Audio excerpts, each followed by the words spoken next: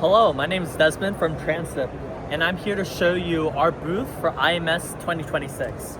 Here we have our demonstration with the silent switcher. The silent switcher is a production by ADI, a switching mode power supply with the cleanest power supply, one of the cleanest in the entire market. However, as you can see by this path feeding into the yellow, channel 1, the silent switcher, you can see that there is still quite a significant amount of intrinsic ripple. And when you bring that down to the spectrum analyzer, you can see where that ripple is located on the frequency domain. There are noise spurs everywhere, up to negative 76 dB. There's a huge chunk of noise at the 400 to 800 megahertz area, with spurs up to negative 80, negative 90 dB. However, when you take that same silent switcher and you feed it through Harmony's Pi chip, our Harmony Pi filter cleans up all of that noise, feeding into channel 8. And you can see on the oscilloscope that the ripple is too small to even see. When you measure it, the ripple is not in millivolts, but in microvolts. And the result is a spectrum that looks like this, completely noise-free. The rest of these spurs are just antenna pickup from IMS. You know, people are blasting microwaves everywhere here. And you can see that even when the voltage is turned off,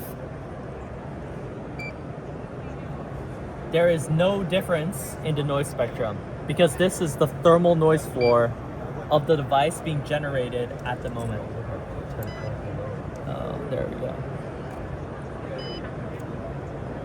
And now we can go into our second demonstration. And this is demo number 2 of IMS 2026. Here we have a demonstration board by Picotest showing what happens in a real-world system. Real-world systems have a power component that powers both analog and digital. And something that a lot of engineers don't often think about is how this power can adversely affect their system. But we can see here that this switching mode power supply is powering a low frequency clock and a high frequency clock, something that you would expect in a real world system. All of that noise is coupling onto the DC rail, resulting in a noisy spectrum like this. Spurs can get up to negative 40, negative 30 dB even. But after putting it through the Harmony Pi filter, running it through the spectrum analyzer, you can see it goes down all the way to the thermal noise floor. Noise-free power delivered only through Harmony's filtering characteristics.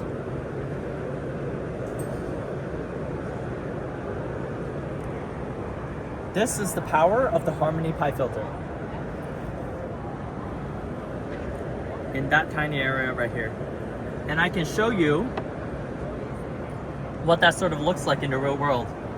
In this application board, you see the Harmony Pi right here, that black chip in the middle, and 2 caps right here for our Type B configuration, versus a reference design by Texas Instruments that uses 18, 16 to 20 caps, ferrite beads, and feed-through caps, etc. But compared to this filtering network, the Harmony Pi is not only using smaller board area, it outperforms this in bandwidth and attenuation.